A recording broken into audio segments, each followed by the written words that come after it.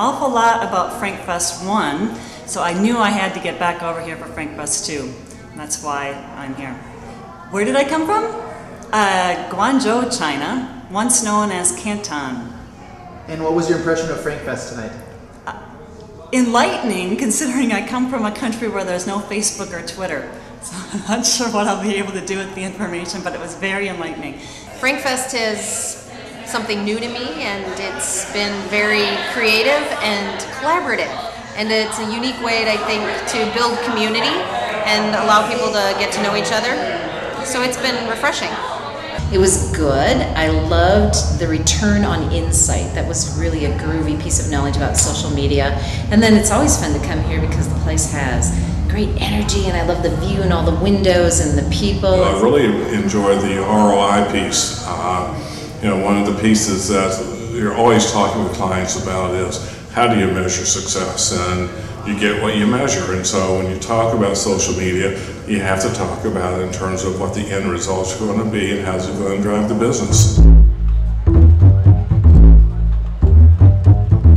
So, Rob is here, Rob Silas. We dubbed him Rob ROI Silas. Doesn't know if he's going to use that in his new branding and his new entity. With social media measurement, looking at the conversations, quantifying all that good stuff. But he does have some really cool, interesting stuff. And with that, take it away, Rob. Thanks for being here. Thank you, guys. As people talk about social media and the ROI from social media, it's, candidly, it's difficult to really get to that hard, here's what you're getting for your spend in terms of an ROI with social media.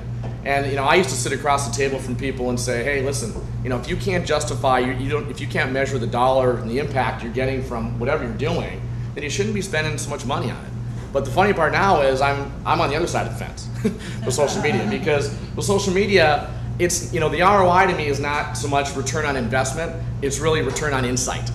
And there is such good insight that you can get from, and you can really mine within the data that you get from social media. It can really help drive some great business decisions. Social media from a research perspective is like a big giant focus group, because there's just so much content there that people are talking about and they're posting in video and in photos, that there's a lot you can learn about behaviors. So one of the challenges we have with social media is the fact that there's a lot of good stuff, but there's so much clutter. There's 150 tools out there that just help you listen to conversations. But where I think a lot of people miss the boat, and where there's a lot of value in terms of driving strategy and social media strategy, is mining the qualitative part of those conversations. And we'll show you some examples of that tonight. But it's really, actually going in and reading and seeing what people are saying. And not just saying tonality-wise, is it positive, is it negative, but what's the emotion behind it? What are they talking about? And from that, you can learn a lot about who your customers are online and what their issues are, and really start to look at what does that mean from a behavioral perspective. It's really important to know externally, what are people talking about, but also from a customer perspective, where are your customers today? So as you look at the conversations and what's going on out there, what are people saying and what does that mean? But then how do you overlay against that where your customers are today? And the good news is there's tools out there that can tell us both of those things. If I could listen to any social media conversations online, I would listen to political related conversations, but the conversations political parties have within themselves. So like people who work for campaigns for the Democrats, I would want to hear what they're saying to each other, and then I would want to hear the same for the Republican parties, because I'm sort of anti-party. I would want to hear a discussion between a grandparent, a parent, and a teenager about what matters to them and what they are most interested in product-wise, socially, politically, and just from a personal standpoint.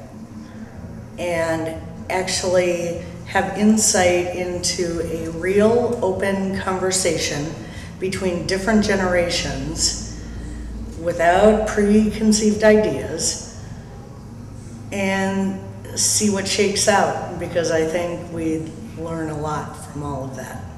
I think it would be interesting to find out what people who have interviewed me have had, what their feedback is, what they share with their coworkers or with the decision maker, what they thought of my responses to questions. Well, I happen to be a teacher, so I'd be very interested to know what my students are doing in their free hours and, what they consider about what they're learning in their everyday lives. I want to tap into the conversations where people are figuring out how they can be more of themselves and live lives that are more true to themselves and be more genuine about their lives. That's the conversations I'd want to hear, is where people are struggling to figure that out, want to figure it out, or helping each other figure it out, because I think we all have a responsibility to be happy in whatever way that works best for us. That's what I'd want to listen to, and then get excited about the solutions that people are offering each other and the challenges that they're sharing, and the collaboration that's going on around that.